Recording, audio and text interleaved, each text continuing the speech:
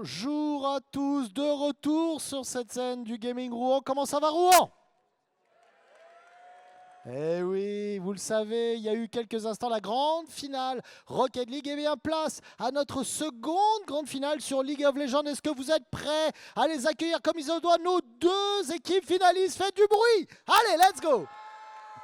Une belle affiche avec Chinou Tu manques face à CDLG. Il faut savoir que les deux équipes se sont déjà rencontrées lors du tournoi avec une victoire de Chinou Tu manques. Est-ce qu'il va y avoir une surprise pour cette grande finale? Eh bien écoutez, on va le savoir d'ici quelques minutes. En tout cas, s'il vous plaît, je souhaite bonne chance réellement à nous deux équipes qui sont prêtes à en découdre réellement, et je souhaite que vous passiez une très grande finale en compagnie de notre caster de choc qui est là-bas et qui n'attend qu'une chose, ouvrir les hostilités pour cette grande finale. J'ai nommé Tech Tech. Eh bien écoutez, je lui laisse la place et je vous laisse pour cette grande finale League of Legends ici en direct de la Kinder Arena sur cette deuxième édition du Gaming Rouen. Rouen, faites-moi du bruit pour nos deux équipes, let's go! A tout de suite. Et oui, effectivement, merci beaucoup et bienvenue à tous pour cette finale, du coup, grande finale de ce tournoi League of Legends. Un tournoi évidemment qui a été ponctué de sueur, de larmes, de bonheur et de douleur, comme tous les tournois de League of Legends, bien sûr. Nous avons effectivement ces deux équipes, l'équipe de CNU Tu manques qui est actuellement l'équipe qui a le plus dominé ce tournoi, qui a réussi à sortir du round suisse sans même lâcher une seule game, les grands favoris de ce tournoi. Maintenant, est-ce qu'en face, on est capable d'aller chercher quelque chose de plus? C'est tout à fait possible, hein. Honnêtement, tout est possible. Il y a la pression de la finale, il y a évidemment aussi l'envie de briller, l'envie de faire rêver toutes ces personnes dans la salle. Je pense honnêtement qu'on va avoir le droit à une belle game de League of Legends. On va voir un petit peu comment tout ça va se mettre en place. J'avais regardé un petit peu les différents OPGG des joueurs, histoire de me renseigner un peu, voir qui donc participe à ce tournoi. On est globalement sur du plutôt bon niveau. On se situe entre le Emerald et le Master. Donc voilà, on a les meilleurs joueurs de ce tournoi qui sont dans le top 5000 européen, à peu de choses près. Donc ça joue quand même, mine de rien, c'est le moins qu'on puisse dire. On va voir si CDLG notamment est capable d'aller chercher quelque chose de plus. C'est vrai que leur dernière rencontre, c'est pas forcément très bien passé. C'était une game qui a été terminée très rapidement. On sait que ça peut arriver assez souvent, mine de rien. Les games qui tournent vite au drame et qui du coup sont vite terminées. Il suffit qu'on se laisse un petit peu surprendre. On n'arrive pas forcément à reconstituer son jeu d'équipe. Et sans la capacité de temporiser, eh bien, League of Legends, c'est un jeu qui snowball bien sûr. Hein, c'est même le cœur du jeu, mine de rien, cette capacité de jouer sur l'effet boule de neige. Donc ça va être assez intéressant, je pense, de suivre un petit peu tous ces joueurs. On a quelques noms assez rigolos, on verra une fois qu'on sera dans la game. Mais voilà. J'ai pas forcément eu l'occasion malheureusement de voir les précédentes drafts de ce tournoi, donc je n'ai aucune idée. Je vais découvrir en même temps que vous quels sont les styles de jeu de ces équipes, comment est-ce que les joueurs vont pouvoir choisir un petit peu quel champion, comment faire aussi. Il y a évidemment la grosse mage qui a été ajoutée sur League of Legends puisque le début de la saison 14 a commencé là au début du mois de janvier. Les gens sont encore en train de se mettre en place, un petit peu de s'adapter, d'essayer de comprendre comment est-ce que ce nouveau jeu fonctionne. Alors c'est pas un changement si gros que ça, on va dire, dans la dynamique globale du jeu. On reste quand même toujours sur voilà, des fonctionnements qui restent très compris, mais gros changement au niveau de la map, c'est-à-dire que notamment pour les junglers, il y a beaucoup de choses qui changent dans les routes qu'on va emprunter, comment est-ce qu'on va pouvoir trouver des occasions d'aller chercher des ganks, tout ce genre de choses sont des choses qui doivent être un petit peu redécouvertes par les junglers et naturellement aussi du coup par les laners qui doivent un petit peu s'adapter.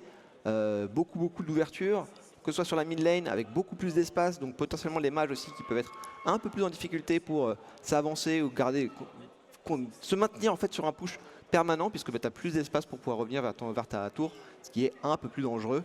Pour la top lane, ça s'est beaucoup écarté. Il y a notamment ce nouveau petit buisson au plein milieu de la rivière qui permet de poser des wards et qui peut être absolument dévastateur pour les ganks. Je suis vraiment très curieux de voir d'ailleurs comment est-ce que les joueurs s'adaptent un petit peu à ce genre de changement. L'autre énorme changement bien sûr de cette nouvelle saison sur League of Legends, c'est le retrait des objets mythiques. Il n'y a plus d'objets mythiques, ça veut dire que vous pouvez acheter n'importe quel objet, même si vous avez déjà acheté un objet d'une puissance équivalente juste avant dans la partie. Ça change un petit peu notamment la manière dont les joueurs vont aborder le choix de leurs items. Il y a certains choix qui n'ont plus besoin d'être faits. Par exemple, on n'a plus besoin de choisir est-ce que je prends une Ginzu ou est-ce que je prends je ne sais pas, une Trinité par exemple sur ma Vayne. On peut faire les deux. Et ça, évidemment, ça change beaucoup de choses. Ça a beaucoup bénéficié, notamment à quelques champions qui brillent assez rapidement. Notamment quelques champions dans la jungle. Je pense à Jin Zhao, notamment, évidemment, qui bénéficie énormément de la toute nouvelle Hydre Titanesque. Avec l'actif maintenant qui compte comme une auto-attaque, et du coup ça permet de trouver des bumps très rapidement et de ensuite aller acheter un ancien item et qui a été un petit peu ajusté. Il s'agit du cœur d'or, du cœur gelé, pardon. Le cœur d'or c'était il y a 10 ans, hein. C'était il y a 10 ans, il va peut-être falloir évoluer un peu sur le jeu. Donc le cœur gelé surtout, qui est un item qui est très pris actuellement parce que ça coûte pas cher et ça apporte des stats assez mirobolantes pour le prix qu'il coûte, avec en plus évidemment toujours la réduction d'attaque speed en zone autour de soi. C'est ce qui rend en fait les champions, comme Jin Zhao par exemple. Je pense qu'un Jarvan pourra en profiter aussi par exemple. Tous ces champions qui sont un petit peu à la mi-chemin entre j'ai envie d'avoir rapidement les dégâts puis de faire du tanking, ou même carrément les tanks, ça leur permet d'être un peu plus puissants. Ça c'est un petit peu l'avantage. Je ne sais pas où est-ce qu'on en est exactement au niveau de la game actuellement. Je ne suis pas personnellement dedans. On va attendre de voir un petit peu où est-ce que ça avance. Mais voilà, forcément. Donc au niveau du format du tournoi, c'est vrai que j'ai pas forcément non plus trop avancé. On est donc sur une finale qui se jouera en BO3. Les drafts sont faits en amont, donc on n'aura pas l'intégralité de la draft sous les yeux, mais ne vous inquiétez pas, on verra quand même la sélection des champions. Donc j'aurai quand même le temps de regarder un petit peu ce qui se passe, de pouvoir analyser les différents choix des équipes. Mais pour le moment, les équipes sont en train de draft tranquillement de leur côté, avec un outil tiers tout simplement. Donc voilà, c'est quelque chose qui se fait assez classiquement si vous avez déjà participé à des LAN de League of Legends. Mais voilà, ça va se mettre en place c'est imminent, je pense. Là, je vois un petit peu où en sont les joueurs. Là, ça avance pas mal. J'arrive pas à voir d'ici malheureusement les pics que je choisis. Je suis un petit peu dans le... Voilà. On attend de voir quels vont être ces pics. J'ai beaucoup de curiosité par rapport au choix que vont faire les joueurs. Mais on va bien voir comment ça va pouvoir se dérouler avec cette première draft. Donc on le rappelle, une finale qui va se jouer en BO3. On a du coup cette équipe de Senultimang qui pour le moment a dominé sur leurs adversaires. Du côté des CDLG, je pense qu'on a quand même réussi à se sortir de ce round suisse avec les honneurs, mine de rien. Ils arrivent en finale bien sûr, donc les deuxièmes meilleurs du tournoi. Un tournoi du coup qui se joue pour... alors si je ne me trompe pas, c'est... ça faudrait une petite précision, mais il me semble que c'est 300 € pour le premier et 180 € pour le second. Donc, mine de rien, il y a un petit peu d'enjeu quand même. Il y a largement de quoi rembourser son passage. Et on va pouvoir entrer justement dans cette draft avec en blue side les CDLG qui vont directement ban le Jarvan. J'en parlais de ces fameux junglers qui bénéficient énormément des nouveaux items. Je ne sais pas si Xin Zhao va rester libre ou pas. Les tanks aussi qui bénéficient beaucoup, et on va retirer le Nautilus qui est plutôt joué en support mais qui aime beaucoup les lanes très agressives, ce qui est un petit peu la méta AD Carry honnêtement actuellement. C'est-à-dire que tu domines si tu joues du Draven, de la Kalista, ou potentiellement si tu as l'opportunité d'aller chercher une Kai'Sa pour aller vite appuyer sur le mid-game. Et ça ban très vite. Le Darius qui est retiré aussi, évidemment il y a Cassador en 2024 en face. On n'a pas envie d'avoir un Darius, quelqu'un qui porte aussi bien son pseudo. Pas de Akali non plus pour éviter le match-up dans la mid lane. Et un autre match-up mid lane que je suis assez surpris de voir ban, c'est la Cassio. C'est peut-être un ban target. Ça j'avoue que j'ai pas forcément l'information. Domination de lane au niveau de la bot lane avec le choix du Varus en réponse, Jin Zhao justement, en réponse à ce Maokai jungle. Donc une jungle un peu plus herbivore du côté des CDLG avec une Jinx en plus. Donc potentiellement on est en train de partir sur un bot side assez faible, avec un Maokai qui va devoir trouver de l'opportunité pour alors soit jouer sur la top lane, on va voir comment va être le choix au niveau du top side de carte, soit juste réussir à survivre en fait au premier clear, au premier voire second clear. Et la Renata, on a directement choisi les bot lane, beaucoup d'engage, Varus plus Rakan, énormément de capacité d'engage. Je pense que cette Jinx va être obligée de jouer à la cleanse. On va maintenant target évidemment les lanes qui restent, donc la top lane et la mid lane, et c'est notamment la mid lane qui est beaucoup visée. Pas de Nico, pas de Veigar, pas de Azir. On retire beaucoup d'options de scaling notamment sur cette mid lane. On va retirer à la fin ce Malphite finalement, donc Malphite plutôt joué top a priori. qui est aussi un tank qui bénéficie énormément des nouveaux items et de la mise à jour en tout cas de ces items. Et le choix du coup c'est le Victor qui est pris. L'avantage du first pick c'est qu'on peut rapidement récupérer le jungler qu'on souhaite. Et derrière forcément on va devoir jouer des match-ups un petit peu en blind. Et le Victor contre TF, la réponse à ce K'Sante sera un Mordekaiser.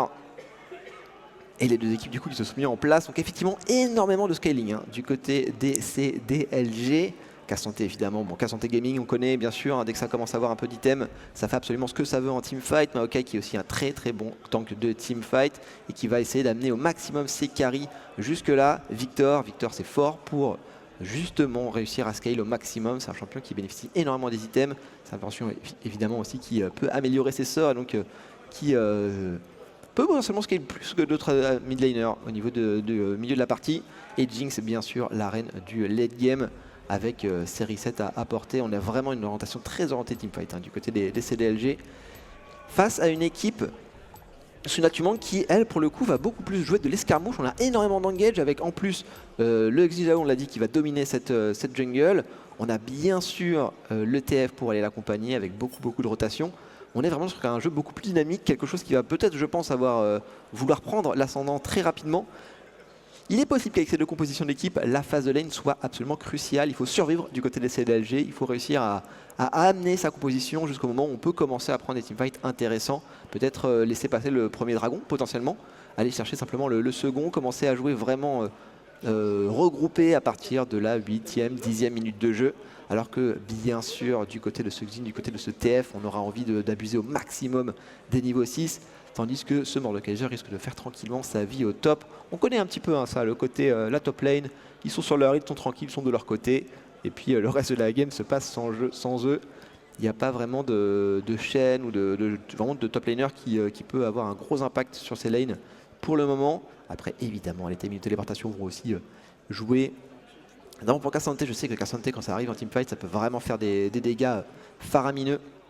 À voir si Sam est capable de le tenir au maximum face à ce Mordekaiser. Un match-up qui me semble pas forcément si simple que ça d'ailleurs, parce que Mordekaiser a quand même l'avantage d'avoir, alors évidemment on a très rapidement le passif qui proc, donc beaucoup de dégâts si tu restes trop au corps à corps, ce que K'Sante veut faire a priori. Il faudra réussir à prendre peut-être des trades assez courts du côté de ce K'Sante, juste réussir à proc la poigne de l'immortel de manière assez régulière, mettre quelques Q-spells, mais il ne faut pas rester trop longtemps au corps à corps de ce Mordekaiser.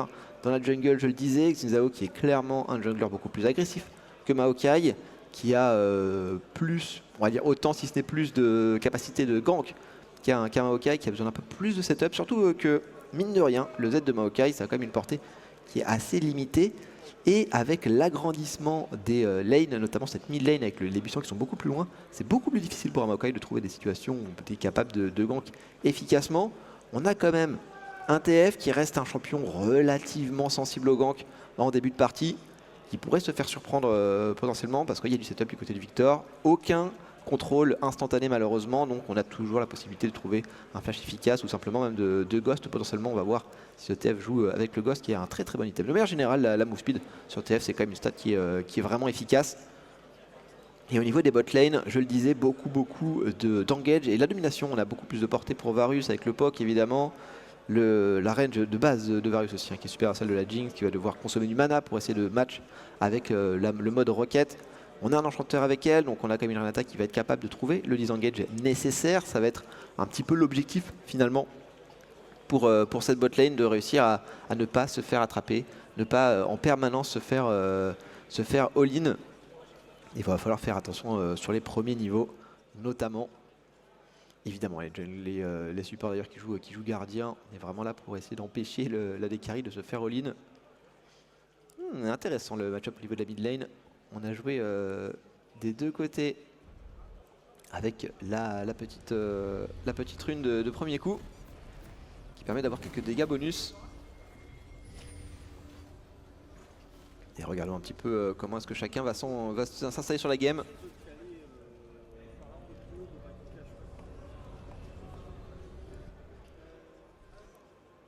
L'objectif étant de voir notamment de quel côté commencent les junglers. Est-ce qu'on va appuyer sur le bot side du côté de Suxin? Ça pourrait être tout à fait intéressant.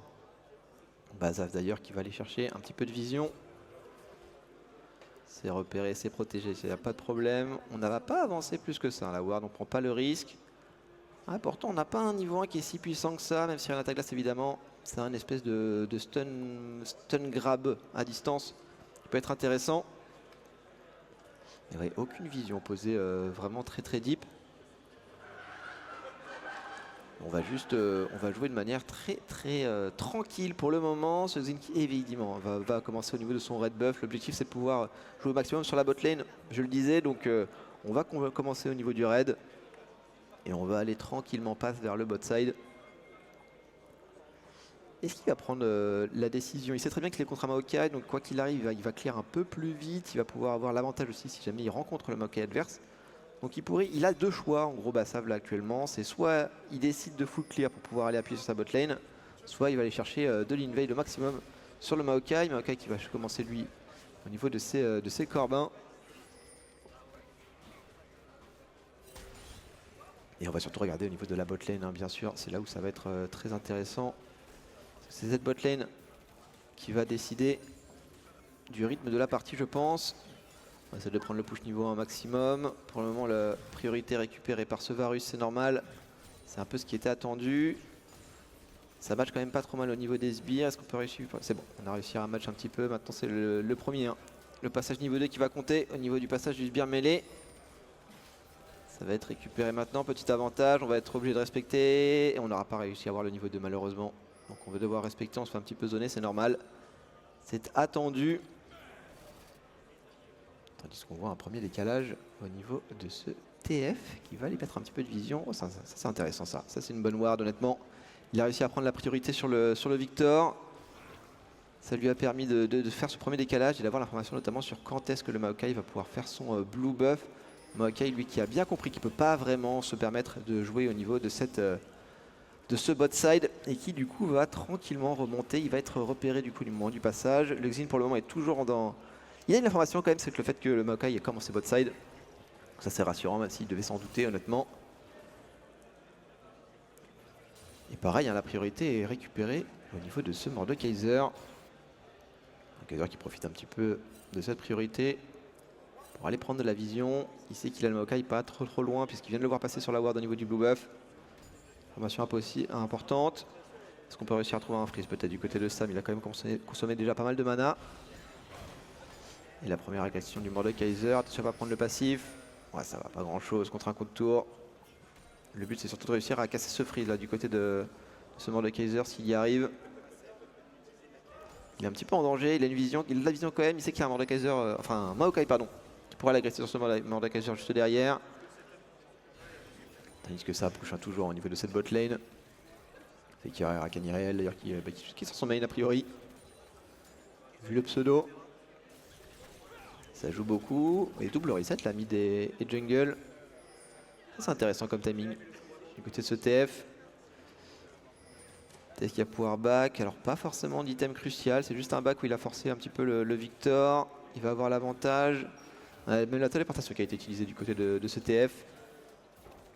Il va falloir réussir un match au maximum du côté de Sleeper. Pour le moment, après, il n'a pas consommé trop de ressources, donc c'est pas trop grave pour lui. Il faut juste faire attention parce que du coup, il le sait très bien. Il a moins d'AP que l'adversaire.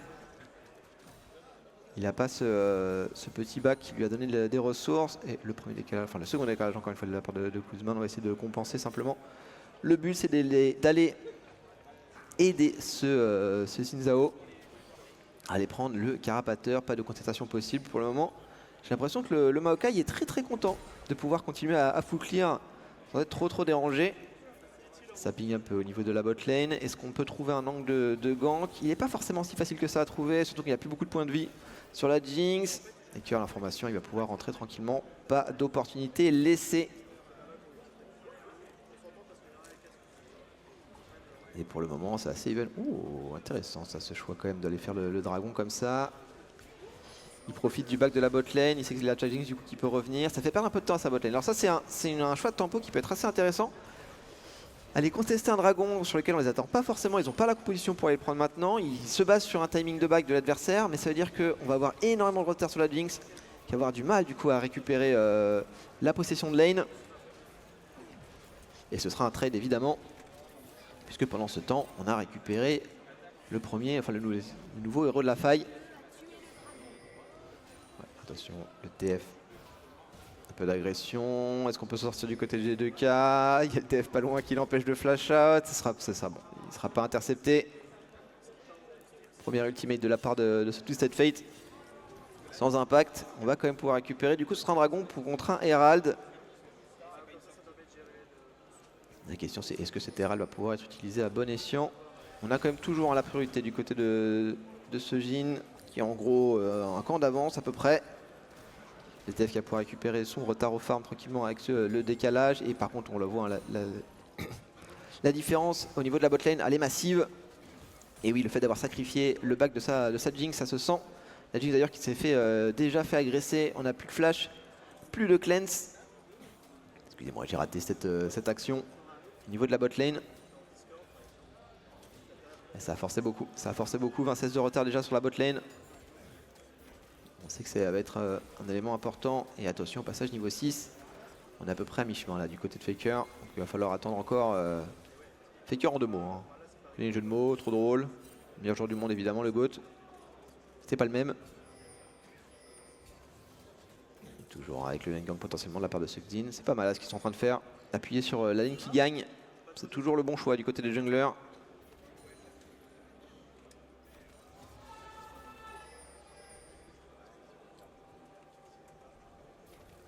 Sauf qui n'est pas vu. On va attendre le passage niveau 6 évidemment du Varus. Je sais pas s'il va... Ouais. Il décide de pas rester finalement. Avec un ultimate de TF en plus, ça aurait pu être catastrophique parce qu'il y a vraiment beaucoup d'options là pour aller chercher cette botlane qui va être vraiment en difficulté toute la game je pense.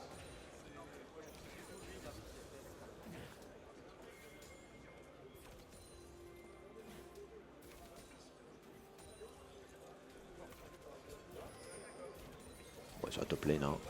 Attention, un petit peu d'agression. Le racket qui va attraper quand même cette Jinx. Un peu de poke, rien de bien méchant. Le Maokai en plus, ça force le flash out et ça se faire route. Non. Pas de souci.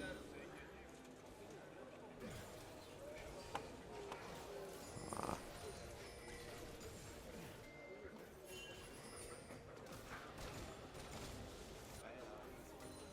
Il reste au niveau de cette botlane, toujours hein, beaucoup de pression. Le Xin qui est pas loin. Les junglers qui ont conscience quand même que ça peut potentiellement exploser à ce niveau-là. Défensivement bien sûr pour le CDLG et offensivement du côté de ce red side.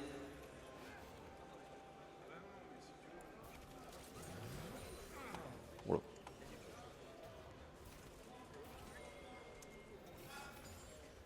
Vraiment pas énormément de mouvements.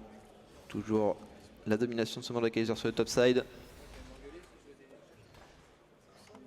Et le Xin qui va à nouveau faire son full clear. Est-ce qu'on va pouvoir trouver un nouveau timing du côté de ce TF potentiellement? Il n'a plus beaucoup de mana.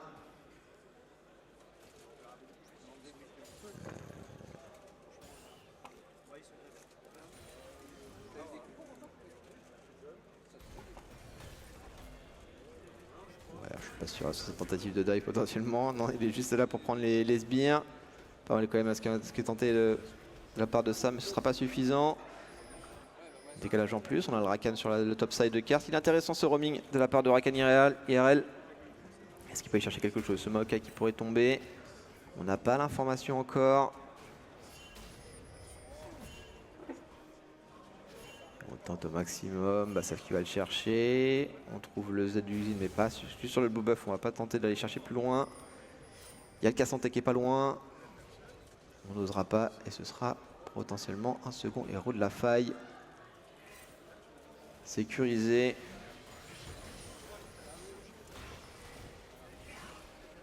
Ouais, sans trop de difficultés honnêtement. Pour le moment, ce sont eux qui dirigent le rythme de la partie sur le red side et c'est tout à fait normal. Ils ont la composition pour le faire.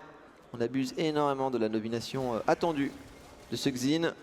Très bon travail de la part de Kuzman, Mike Kuzman sur cette mid lane pour maintenir le Victor en difficulté. Pour empêcher de dépush, ça fait quand même 2 plaques. Hein. Ça commence à faire beaucoup d'argent là sur le TF honnêtement. Là, on a le premier Uden qui a été récupéré, toujours pas le premier item pour le Victor. Actuellement c'est le plus riche de la partie, en tout cas c'est lui qui a le plus d'itemisation sur son TF. Et la botlane toujours en difficulté avec ses bientôt 20-16 de retard à la prochaine vague. Attention quand même, pas prendre des trades trop compliqués avec le gank en plus de la part de ce Maokai. Flash out, le route qui passe dans la force board quand même récupéré par ce Victor. Très bonne intervention de la part du Maokai. Est-ce qu'on peut aller compenser potentiellement? On a derrière le Rakan et la botlane qui vont essayer de chercher. Est-ce que Jiduka peut s'en sortir? On va essayer de défendre le dragon. Je pense pas qu'on puisse le contester du côté du blue side. Je suis pas certain que ce soit la bonne chose. On n'a pas l'ultimate de la part du Maokai. On a l'ultimate du Victor, c'est vrai. Est-ce qu'il y a suffisamment de dégâts? Le Gwen de la part de Bassa, qui a quand même beaucoup de dégâts. Bassa qui prend énormément. On a Ranaka qui permet de maintenir le Victor en vie pas suffisamment longtemps. Malheureusement, le bump est bon de la part de Rakan Irel. Et là, c'est catastrophique ce choix de la part des Blue Side. C'est DLG qui doit, bien qu'il doit abandonner ce dragon. Ils ne peuvent pas continuer plus loin. C'était dangereux. On a mis beaucoup de ressources pour essayer de tuer ce ETF. Et le TF, il a son ulti. Il peut revenir rapidement en lane. Pas trop de difficultés de son côté. Bonne téléportation du Mordekaiser. Et le match de la part de Sam ne sera pas suffisant. Victor ne va pouvoir que constater les dégâts. Est-ce qu'on peut récupérer une plaque de plus là, de la part de ce TF? Je suis pas certain. Il tente un petit peu. Il manque un petit peu de vision malheureusement. La ward qui... Non ça va, ça a été remis en place. Là-dessus pas de souci.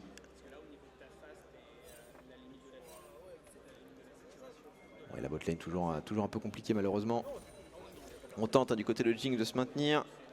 Il a fait le choix de l'abatteur histoire de pouvoir essayer d'atteindre un item un poil plus rapidement. Abatteur qui permet de récupérer quand même que pas mal de monnaie bonus. Et les petites flammes. Ça c'est les nouveaux dragons. C'est ce mini-jeu qui jusqu'à présent n'était réservé qu'aux joueurs de Bard. Qui permet à tout le monde d'avoir ce qu'il faut.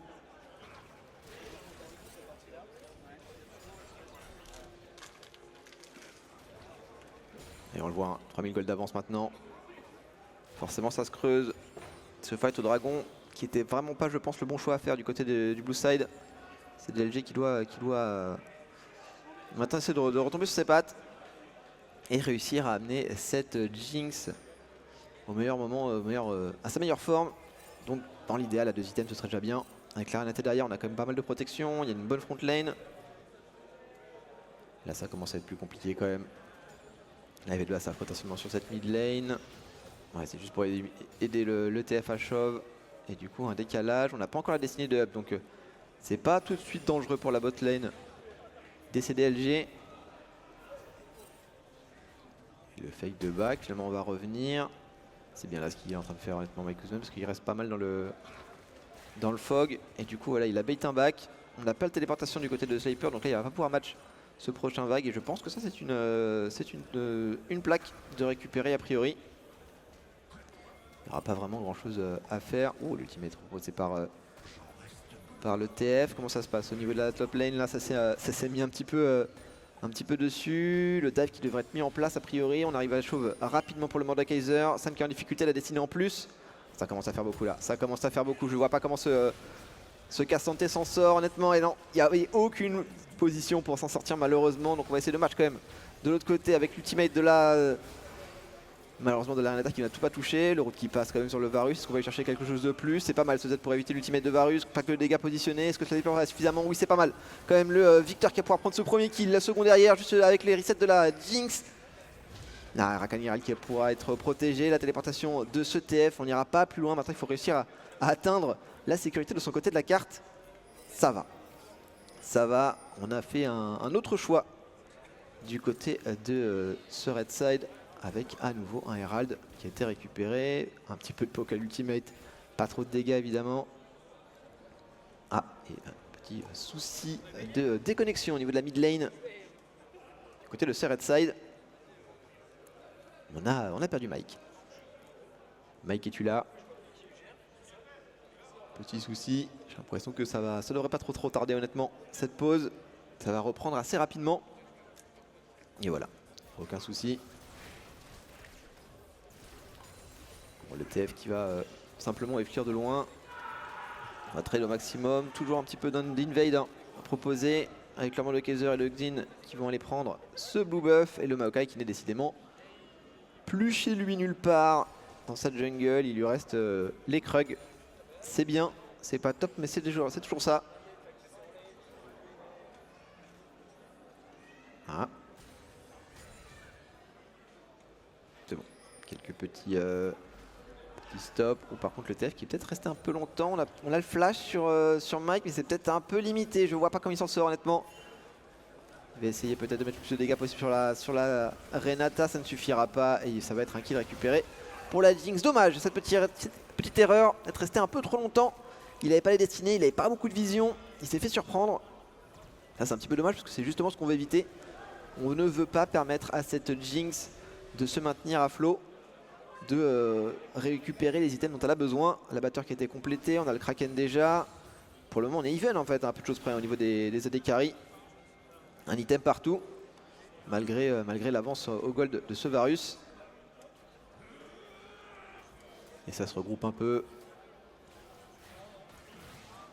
On est à moins d'une minute du prochain dragon. On commence à protéger, un petit peu à mettre en place. Ultimate de la part de ce Maokai. Est-ce qu'on peut aller attraper quelque chose de plus? Le Mordekaiser qui va tranquillement pouvoir se mettre dans son ultimate, essayer de prendre le kill sur le Maokai. Oh, et l'arrivée du TF juste derrière, c'est pas mal quand même ce bum trouvé. Premier kill, second kill de récupérer. Il y a beaucoup, on peut pas forcément tenir du côté des CDLG. Ils ont pas encore les ressources pour aller chercher ce genre de teamfight. Ils ne peuvent pas se le permettre. Et je pense qu'il va falloir acheter quelques QSS à droite à gauche, histoire de pouvoir se débarrasser de cette ultimate Mordekaiser qui est si dérangeant. Toujours ce genre de choke point, tu peux pas vraiment t'avancer parce que tu sais très bien que quand le Mordekaiser va sortir, il va être trop bien placé. Et là du coup c'est l'héros de la faille qui permet d'avancer au maximum. Attention, par contre ça qui prend quand même beaucoup de dégâts, il va falloir reculer. L'ultimate défensive de la Renata qui amènera pas grand chose malheureusement. Et pendant ce temps, c'est un dragon récupéré très facilement. Ouais, la domination est totale, hein. On a le push au niveau de la botlane, on a ce dragon qui récupère, on a récupéré un petit peu de poke, pas tant que ça, hein, quand même mine de rien. A été bien défendu cette T2 mid. Le cancel, dommage, ça passera pas. Cancel de back pour gagner un peu de tempo, ça aurait été pas mal. On aurait apprécié. Ça n'a malheureusement pas été le cas. Et toujours hein, ce push qui va être infernal à gérer. On a un petit peu de retard pour le moment du côté de Sam, même s'il va pouvoir compenser à tout moment. Je m'inquiète pas trop pour ce Cassante. C'est un champion qui va réussir à être utile dans la partie, ça j'en suis certain. La partie du champion, mais malheureusement il faut match, hein. Il faut match un Mordekaiser qui a énormément de ressources. En plus j'avais pas forcément vu la différence de farm sur cette top lane. C'est assez délicat. 82 farm à 150, hein. Ça commence à faire beaucoup. On a beaucoup d'avance un peu partout. Mais bon, on peut s'appuyer sur le fait que la Jinx a quand même récupéré ce kill. C'est un kill qui était important. Par contre, attention à l'arrivée du Maokai. Est-ce qu'on peut trouver un gang potentiellement sur ce TF? Le route qui passe, il y aura juste derrière avec en plus le contrôle. Il n'y a rien à faire là malheureusement. Encore une fois, le TF qui s'est un peu trop avancé. Il n'a pas forcément eu l'occasion d'appuyer sur la destinée. Et c'est là où le Maokai évidemment brille. Un champion qui est très fort pour ce genre de choses.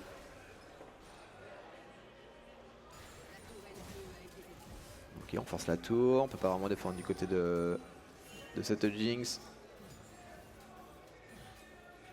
Et toujours, hein, j'ai l'impression qu'on est face à un rouleau compresseur. Cette équipe Red Side qui sait quoi faire à tout moment et qui ne laisse pas beaucoup de marge de manœuvre pour des CDLG qui doivent peiner, doivent atteindre. Voilà, on est à 18 minutes de jeu, on va devoir bientôt atteindre les deuxièmes items de chaque personnage. Au deuxième item, on en reparlera. Si on laisse pas trop d'avance, une avance qui pour le moment reste quand même assez conséquente, hein. C'est vrai qu'à 20 minutes de jeu, on a déjà 7000 gold d'avance. C'est beaucoup, mais ça se joue. On a le scaling, on a le Victor, on a la Jinx. Un Victor en plus qui a pu tranquillement se nourrir sur le dos de ce TF. Et toujours l'avancée de la vision. On a quand même un jeu bien construit honnêtement, hein, du côté de cette équipe Red Side là. On avance la vision, travaille avec le jungler et le support. Parce qu'il laisse beaucoup d'espace du coup à ce Varus pour prendre la priorité sur la mid lane. Il faudra faire attention, plus de destinée sur le TF, mais il a la téléportation qui va pouvoir les match tranquillement au niveau de ce Victor. On va pouvoir les rotate, on va même commencer je pense voilà exactement à retirer la vision dans la jungle top side de l'adversaire pour préparer l'arrivée bientôt de ce Nashor dans 20 secondes. Je ne pense pas qu'ils vont tenter de faire le Nashor tout de suite, mais le simple fait de mettre l'adversaire dans le noir, ça va leur faciliter beaucoup de choses. Regardez hein, comme on peine là pour le bloc bleu. On n'a aucune vision. La vision la mieux placée, c'est cette pink qui malheureusement ne donne pas forcément énormément d'informations. On a cette ward là quand même qui a pu être remise et qui aide beaucoup. Ils vont le tenter, hein. Ils vont le tenter, le Nash, là, j'ai l'impression. Alors, est-ce que ça descend vite? Ça descend pas mal, honnêtement. Pour le moment, on peut pas du tout s'avancer. Ils vont le faire, hein. Ils vont le faire. Et c'est un Nashor sécurisé à peine 20 minutes et 20 secondes de jeu. La temporisation ne suffira pas, j'ai l'impression, du côté des CDLG. Si on arrive à accélérer pour cette équipe Red Side, ça me ressemble très très compliqué. Il n'y a plus beaucoup de défense en plus, hein, mine de rien. On a quand même détruit beaucoup de tours. Il reste que la dernière tour extérieure, c'est la T2 top lane. Les T3 qui devraient tomber sous l'agression du Nashor. Et là, les solutions commencent à s'amenuiser un petit peu pour cette équipe CDLG qui cherche toujours à accumuler du farm, à se maintenir, à avoir un minimum de ressources. Et là, on a 9000 gold d'écart. Et surtout, on a récupéré la destinée du côté de ce TF. Il va être beaucoup plus compliqué à gank maintenant.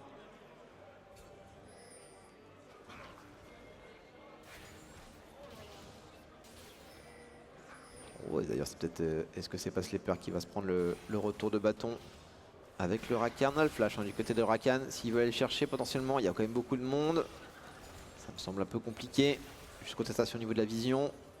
Cette ping finalement qui va tomber. Et toujours, hein, le travail évidemment de ce Varus avec le Nashor en plus. Compliqué le wave clear. On va pouvoir commencer à siège les premières tours. Se maintenir à distance. On va amener tranquillement la botlane en plus. Et là on se retrouve dans une situation très délicate pour les CDLG, puisqu'il va falloir réussir à défendre à la fois la position de ce Twisted Fate qui est en train de siège tranquillement. On n'a qu'un Victor pour essayer le match, qui va avoir beaucoup de mal forcément face au buff Nashor pour détruire les minions. On a cette synchronisation avec la vague mid lane. La vague bot quand même qui a été retirée par le cast en tête de Sam. Donc ça c'est une bonne chose. Ça permet de se focaliser sur un seul front. Encore une fois l'ultimate de Renata malheureusement qui ne passera pas. Oh par contre ça c'est suppression instantanée, flash out quand même proposé par Sen qui va finir par tomber dans l'ultimate de ce Mordekaiser. Est-ce qu'on peut continuer peut-être potentiellement du côté de Bassav? Mais non, il y a l'ultimate de Xinzao qui empêche complètement de prendre des dégâts. Le Mordekaiser qui va finir par tomber quand même sous tour. Un dernier coup de tour sur Bassav, c'est bien la défense proposée par les CLG honnêtement. Faker qui pourrait tomber potentiellement en plus, c'est une très très belle défense proposée par cette équipe Blue Side. On a peut-être un peu trop loin honnêtement. Est-ce qu'on n'a pas été trop forcé? La Jinx qui va quand même finir par tomber. Oh j'ai pas vu la destinée pardon du TF. Triple kill, le temps pour moi. J'ai pensé que l'action était finie. Naïf que je suis. Je pensais que ça y est. Ils allaient se contenter de ces quelques kills. Mais non, c'était sans compter l'agression de la part de Kuzman qui sauve présentement. Enfin qui empêche en tout cas un bon comeback. Le fait de tuer tout le monde, ça veut dire que du côté Blue Side, on ne peut pas aller chercher la vision comme est en train de faire Rakan. Au niveau de ce prochain dragon.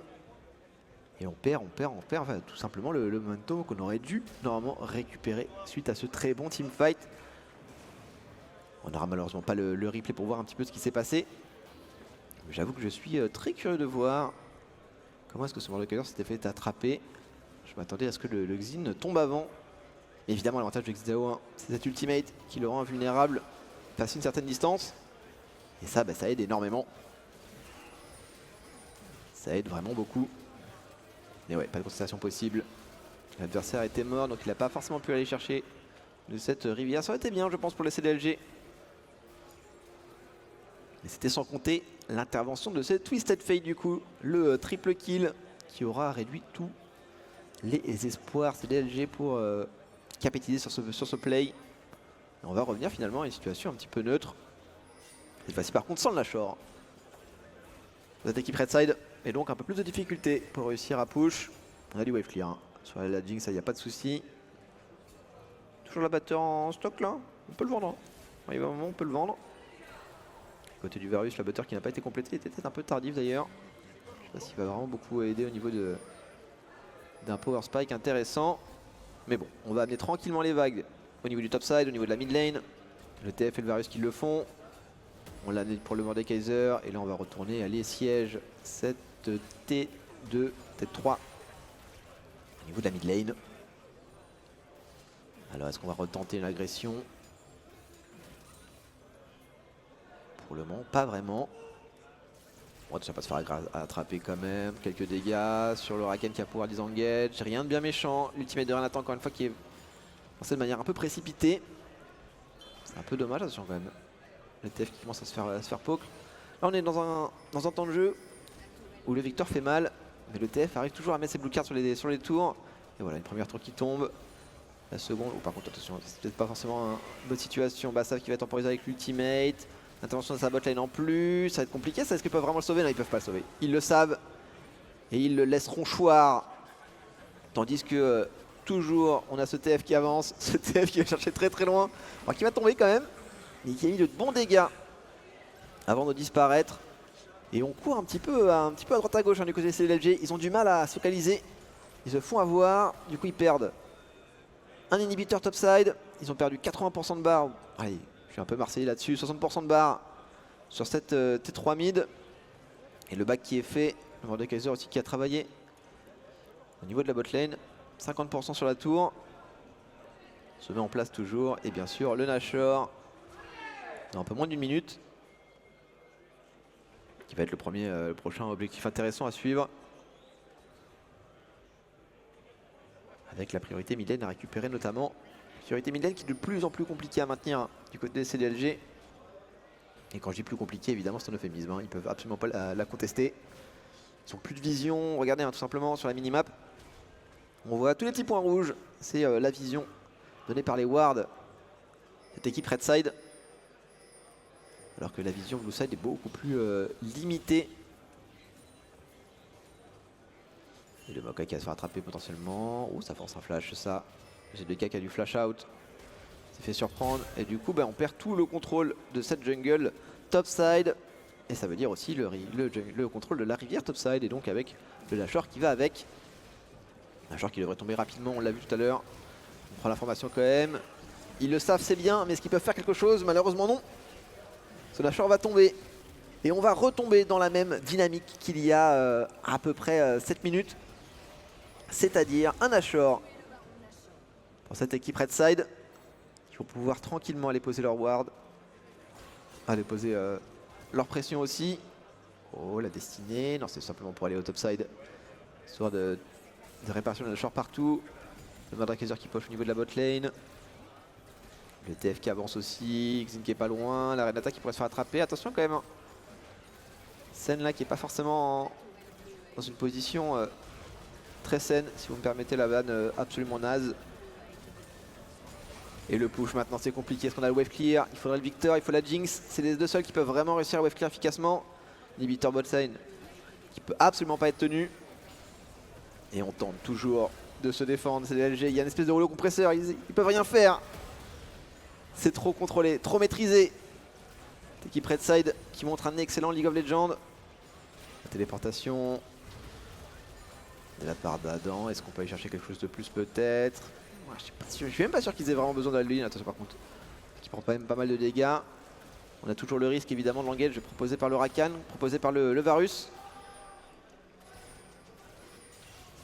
Plus destiné. La téléportation. Ah, je suis étonné qu'il téléporte pas sur un sbire pour le faire tanker. Mais bon, en même temps, est-ce que le TF avait vraiment envie d'être aussi proche? Ça, c'est rien n'est moins sûr. Oh, il y a beaucoup de dégâts quand même sur ce TF, mine de rien. Il reste plus qu'une tour. C'est la dernière défense avant le Nexus de l'adversaire. Et le siège qui continue. On profite au maximum de ce Nashor. Il manque clairement le wave clear là du côté des CDLG. On tente quand même l'ultimate de Maokai. Ça suffira malheureusement pas. Ultimate de Maokai qui empêchera quoi que ce soit. Le Victor qui tombe instantanément. Et Roi de la Croix qui peut pas vraiment DPS suffisamment, quoique. Un premier kill récupéré sur le TF. Oui, c'est bon. Ce sera un seul kill malheureusement. Et le Nexus qui tombe. Victoire de cette équipe Red Side. On a absolument oblitéré tout espoir d'espérer peut-être ne serait-ce que voir le bout du tunnel. Aucune T1 concédée. Ça a été un rouleau compresseur massif. Quel travail, je suis vraiment très très impressionné. Il y a un League of Legends très bien construit. C'est le moins qu'on puisse dire, et on peut comprendre aussi pourquoi eh bien, ces joueurs ont autant dominé le tournoi jusqu'à présent. C'était simplement parce que ils savent jouer à League of Legends, ils savent très très bien jouer à League of Legends. Vraiment très impressionné par leur capacité à jouer en équipe. Cette construction du jeu tout simplement qui se voit même dans les meilleures ligues du monde. Voilà, on va à chaque fois tranquillement prendre un avantage quelque part, que ce soit une petite priorité au niveau de la lane, que ce soit simplement un trade garanti, quoi que ce soit, ça permet d'aller avancer la vision, ça permet au jungler de se débloquer de l'espace pour mettre encore plus en difficulté les laners en face. Et à chaque fois, c'est des objectifs qui sont pris de plus en plus. Et voilà, au niveau des dégâts, on l'a vu notamment, très très bon travail de ce TF qui a su aller jusqu'au bout. Et pourtant, je pense qu'on n'a pas à rougir. Du côté CDLG, il y a eu notamment un très très beau teamfight à la défense de leur T3 mid lane. Et je pense que honnêtement, c'est un teamfight qui aurait pu être joué, enfin qui aurait pu les remettre dans la partie s'il n'y avait pas eu l'intervention de ce Twisted Fate qui a absolument tout retourné, puisqu'en tuant 3 personnes, on empêche complètement le fait de pouvoir récupérer la priorité, on empêche en fait de pouvoir repush les waves, de pouvoir remettre de la vision, on empêche aussi d'aller chercher ce dragon qui a été quand même assez important, puisque du coup ça donne beaucoup de statistiques, bien sûr, à l'équipe qui le contrôle. Et tous ces éléments ont fait que le seul espoir qu'ils ont eu en fait, ça a été détruit par une destinée. Vraiment très impressionnant, je trouve, hein, cette équipe qui pourtant, d'après leur nom en tout cas, ont un joueur qui leur manque. C'est assez le moins qu'on puisse dire. Et on comprend mieux maintenant pourquoi est-ce qu'ils ont autant pu maîtriser ce tournoi.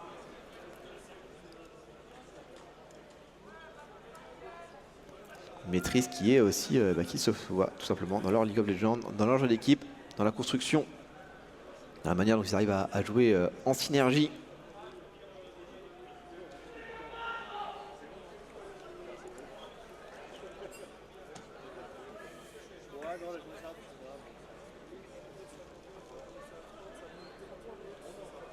Allez, changement de side. Du coup, forcément, les CDLG qui ont eu le choix du side après cette première défaite.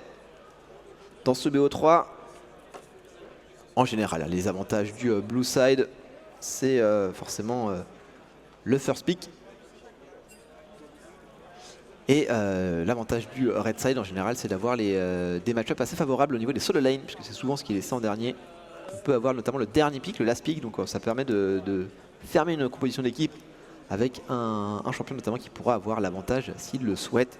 Ça peut être un match-up mid lane ultra favorable, ça peut être un dueliste à la top lane qui va permettre de maîtriser au maximum le speed push par exemple, tout ce genre de choses.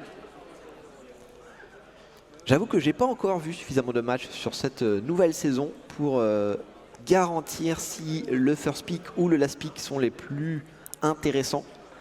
Souvent ce qui se passe c'est qu'en début de saison, souvent c'est le last pick qui est plus intéressant puisque les joueurs n'ont pas encore suffisamment téléchargé tout ce qui se passe sur le jeu et du coup on a beaucoup de différentiel qui se fait sur les duels purs et durs.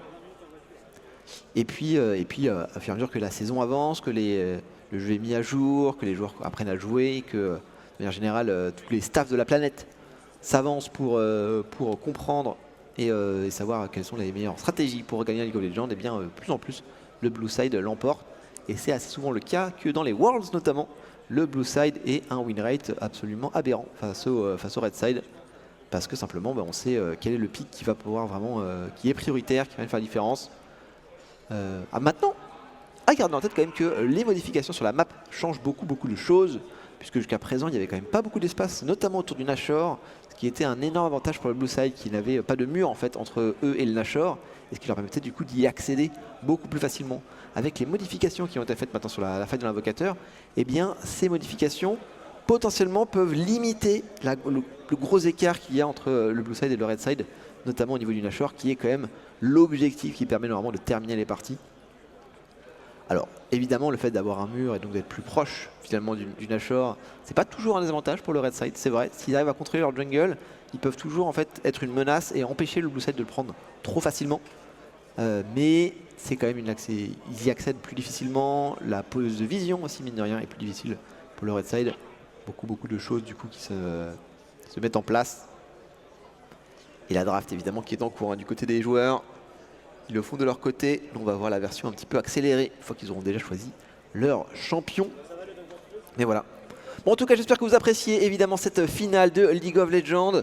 Je sais que c'est un jeu qui peut parfois être un petit peu compliqué à comprendre. Je ne sais pas si tous les spectateurs sont des gens qui ont l'habitude de ce jeu. Et j'avoue que moi-même, je l'ai commenté comme si vous connaissiez déjà le jeu. Ce qui n'est pas forcément le cas. Mais j'espère que vous appréciez le spectacle quoi qu'il en soit. J'espère que vous n'êtes pas trop dérangé par mes mouvements de caméra parfois sporadiques. Je l'admets, c'est vrai. Je ne suis pas forcément très habitué à être à la fois à la souris et au micro. Mais enfin, ça se passe plutôt bien, honnêtement. J'arrive à suivre. Pas bien content de moi, là. J'avoue que voilà, je m'autorise quelques petites fleurs pour moi. Voilà, ça fait plaisir, ça fait plaisir. Mais voilà, j'ai raté un truc, j'ai raté le triple kill du TF, c'était quand même catastrophique.